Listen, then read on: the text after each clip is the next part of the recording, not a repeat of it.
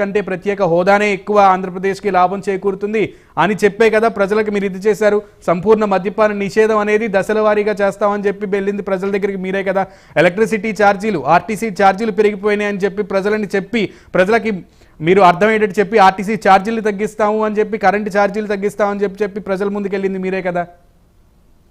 100% అన్న ప్రత్యేకవాద సాధిస్తామని మేము ముందుకు వచ్చాం.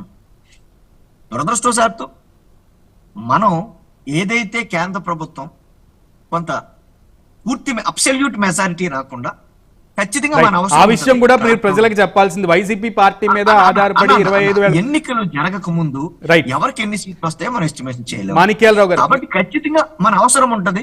మన మెడలోంచి చంద్రబాబు నాయుడు గారు తప్పు చేశారు, ఆ చంద్రబాబు నాయుడు గారు చేసిన తప్పును సరిదిద్ది ఏదో విధంగా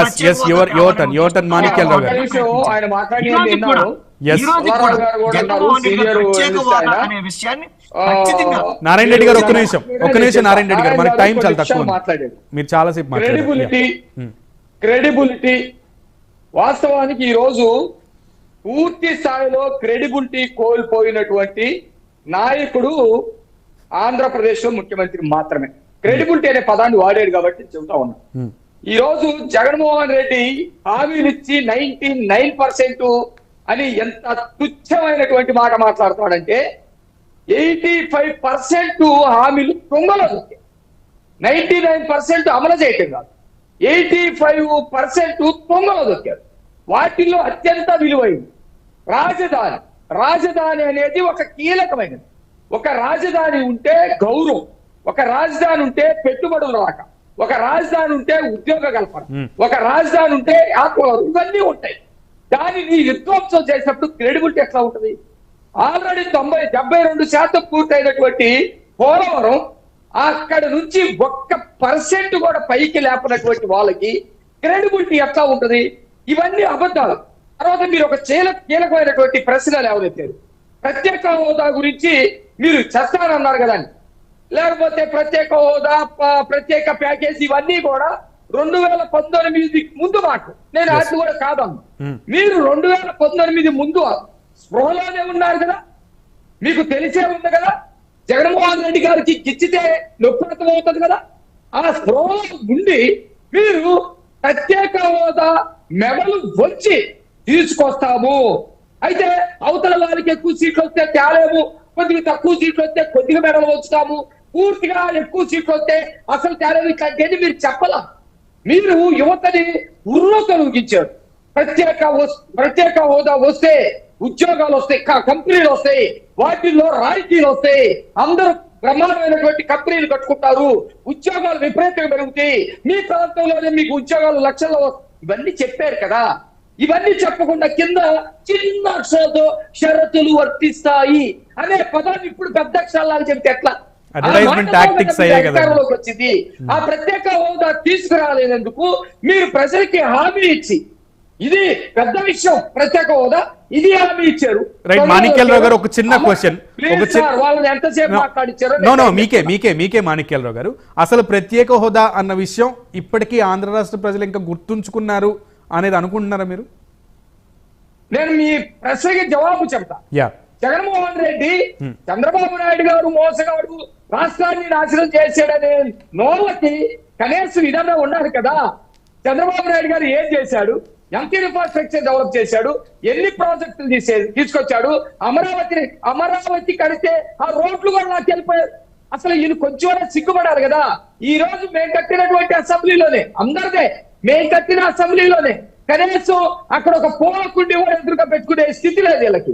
మేము కట్టిన సెక్రటేరియటే, మేము కట్టిన మండలినే, మేము కట్టినటువంటి కోర్టే, మేము తీసుకొచ్చిన ప్రాజెక్టులు ఏదైతే యూనివర్సిటీలు ఉందో రోడ్లు కూడా వేసుకోలేని దుస్థితిలో ఉండి ఇంకా నిరభ్యంతరంగా అబద్ధాలు చెబుతూ ఉంటే ఈయనకి ఎంత క్రెడిబిలిటీ? రెండో విషయం, నేను ఎక్కువ ఆ జోలికి వెళ్ళను. నిమ్మల రామానాయుడు గారు ఓడిపోతారు, అక్కడ ఎవరో గెలుస్తారని చెబుతున్నారు. నేను చెబుతున్నా, పులివెందుల్లో జగన్ ఓడిపోతాను. ఆశ్చర్యపడద్దు.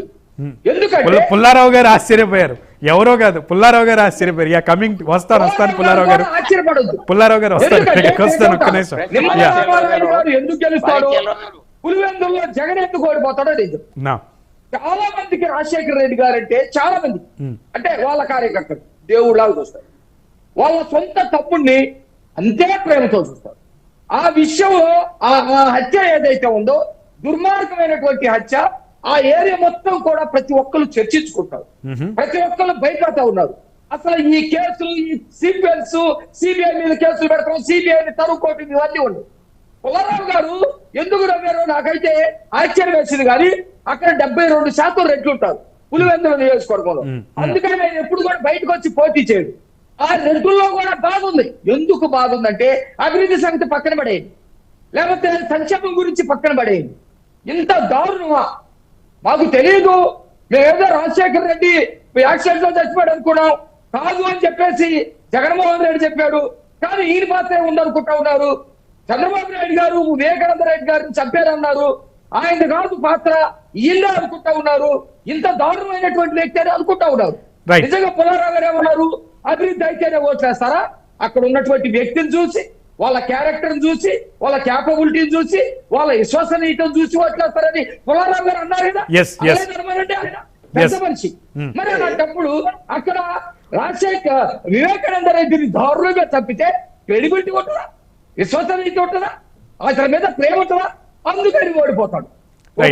పాలకొల్లు రామనాయుడు గారు గెలుస్తున్నారు. మరి రామనాయుడు గారు గెలుస్తారు. అట్లయితే కోవిడ్ టైంలో ఈ ప్రభుత్వం బీచింగ్ అని చెప్పేసి సున్నం తీసుకొచ్చి పడేసి బీచింగ్ కూడా అమ్ముకున్నటువంటి పరిస్థితి, మొత్తం రెవెన్యూ మొత్తం కూడా అమ్ముకున్నటువంటి పరిస్థితి. ఆ టైంలో కూడా వీళ్ళు వ్యాపారం చేశారు స్వచ్ఛందంగా. అనేక మంది రాజకీయ విపక్షాలు కానీ లేకపోతే ఇంకొకరు కానీ స్వచ్ఛందంగా సేవ చేశారు. ప్రతి ఒక్కరు సేవ చేశారు. ఆ టైంలో కూడా ఇంటింటికి తిరిగి ఆయన ప్రజల వైపు ఉన్నారు. మీ గుర్తు మీద తిరిగారులేండి, ఆయన సైకిల్ మీద తిరుగుతారు. ఇంకొక విషయం తీసుకొస్తాను, ఇంకొక విషయం చెప్పనియండి సునీల్ గారు. ఒక విషయం, మనకి లిమిటెడ్ టైం ఉంది సార్, కొంచెం తొందరగా కన్క్లూడ్ చేయండి. గోదావరి నది ఉంటుంది. గోదావరి నది ప్రవాహ దిశను మార్చుకోదు తెలుసా? మన మిత్రుడు నారాయణ రెడ్డి గారు కూడా అక్కడే అనుకుంటా. గోదావరి ప్రవాహం దిశను మార్చుకుంది. వీళ్ళు అక్కడ గోదావరి గర్భంలో ఉన్నటువంటి మట్టిని ఇసుకొని నిర్దాక్షిణిగా తోలికెళ్తా ఉంటే నేను అక్కడికి వెళ్ళాను నిజ నిర్ధారణ కమిటీ మీద. ఊర్లు కొట్టుకుపోయి ప్రవాహం మొత్తం కూడా దిశ మార్చుకొని ఊర్ల మీద పడేటువంటి ప్రమాదం ఉంది. వాటి మీద కూడా రామానాయుడు గారు పోరాటం చేసినటువంటి వ్యక్తి, పోరాటం చేసి ప్రజలకు అండగా ఉన్నటువంటి వ్యక్తి ఆయన. జగన్మోహన్ రెడ్డి వాళ్ళకి